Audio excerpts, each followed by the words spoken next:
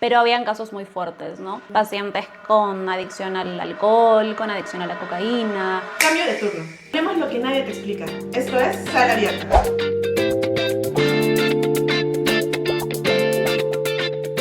Estoy aquí con la doctora Ana Paula Mejía. Hola. No, ya me derroché. Hola. Psicóloga de aquí del Policlínico San Damián. Hola doctora. Hoy día vamos a hablar sobre un tema un poco más centrado a tu carrera, sobre unas experiencias que hayas tenido durante el proceso que has estado en ella.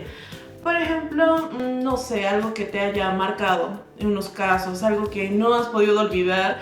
Bueno, si hablamos de casos que me marcaron, creería que fue cuando trabajé en un centro para adicciones. Ahí justo había egresado de la carrera, entonces yo no trabajaba directamente con los pacientes, era más como un acompañamiento, no terapia como tal, pero habían casos muy fuertes, ¿no?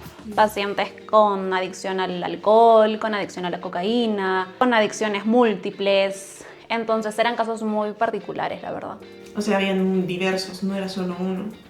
¿Cuál era el que más estaba dentro de ese lugar? ¿Cuál era lo que más resaltaba en ese lugar? Bueno, la verdad habían casos muy diversos. Habían desde niños de 16 años hasta personas de 70 años. La mayoría tenía adicciones múltiples. Por ejemplo, había una a la que era más adicto, la mayoría eran cocaína, pero siempre eran múltiples. También tenían problemas con alcohol, con marihuana, con tusi, etcétera, etcétera, ¿no? Realmente ahí conocí nuevas drogas de las que yo no sabía ni siquiera. Wow. ¿Y no te da curiosidad de hablar con esas personas? ¿Llegaste a hablar con una? Claro, yo vivía con ellos. Era un lugar en el que yo trabajaba en el formato de 10-4. Entonces, 10 días estaba internada con los pacientes. Mis funciones principales eran acompañarlos, ¿no?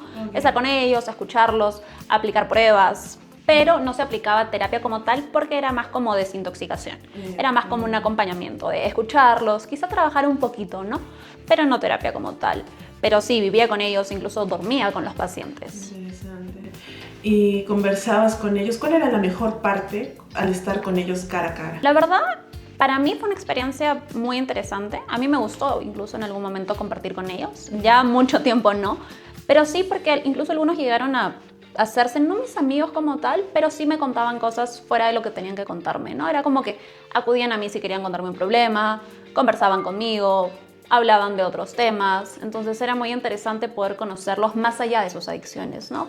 Ver que quizá eran personas que por su situación, por su contexto o por cosas que habían pasado en la vida habían llegado a ese punto, pero que eran personas muy buenas, personas muy nobles, personas como cualquiera, ¿no? Que a veces se estigmatiza un poco a las personas con adicciones. Claro. Y en base a eso, ¿qué es lo que ha cambiado tu vida dentro de ese lugar?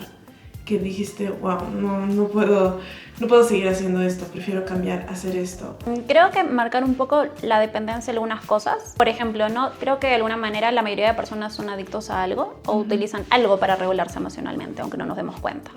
En este caso, las personas con adicciones suelen usar esa adicción para regularse, para huir de sus problemas, ¿no? Siento mucha tristeza, mucho enojo, acudo a algo externo. Pero a veces también tenemos comportamientos que cumplen el mismo rol. No son tan dañinos, entonces a veces ni los vemos como problemas. Pero, por ejemplo, hay personas que no pueden empezar su día sin un café. Hay personas que toman Coca-Cola todo el día. Personas que se vuelven adictas, por ejemplo, al trabajo. Claro. Que ni siquiera pueden estar de vacaciones porque están pensando en el trabajo, con el trabajo o el celular también.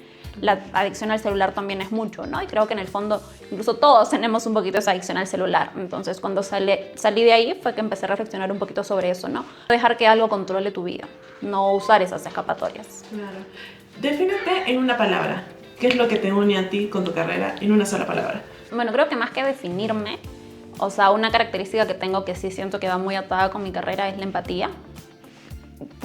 En cierto modo, por eso estudié psicología. Siempre me he considerado una persona que le gusta escuchar a los demás, les gusta estar ahí, ¿no? Como entender a la persona. Nunca vamos a vivir lo que ellos han vivido, pero sí podemos tratar de comprender lo que están sintiendo y escucharlos, ¿no? Porque parte de la terapia y parte de lo que sana muchas veces es el ser escuchado por alguien.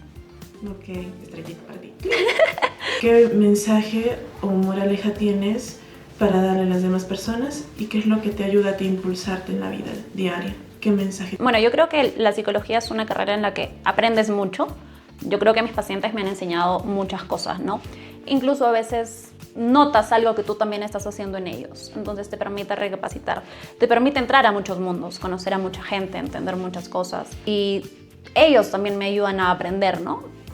Cuando tú tienes un paciente, no es que aplicas la teoría como tal, sino después de hablar con el paciente, tú vas a tu casa, investigas, ves qué puedes hacer para ayudar a ese paciente, qué plan terapéutico vas a hacer. Entonces, eso te permite ganar mucha riqueza, ¿no? El poder seguir averiguando, estudiando, porque quieres que le vaya bien, quieres darle herramientas, darle técnicas, cosas que puedan ayudarlo, ¿no? Y cada paciente es muy diferente. Entonces, para cada paciente es un aprendizaje nuevo, ver nuevas técnicas, ver nuevas formas, adaptar algunas cosas. Entonces, siento que en ese sentido los pacientes nos enseñan mucho. Dime una frase o una moraleja, algo que te ayude a seguir día a día con tu vida. Ya.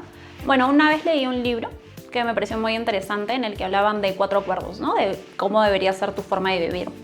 Y creo que trato de poner esos 4 acuerdos en práctica en mi vida, ¿no? Por ejemplo, uno era no tomarte nada personalmente, no hacer suposiciones, ser impecable con lo que decimos, ¿no? Tener cuidado con nuestras palabras y dar lo máximo que podemos, ¿no? Como esforzarnos hasta el máximo, no hacer lo mínimo, sino esforzarnos al máximo. Entonces, a veces no puedo, pero trato de seguir esos acuerdos, ¿no?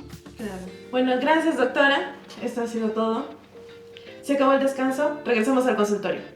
Cambio de turno.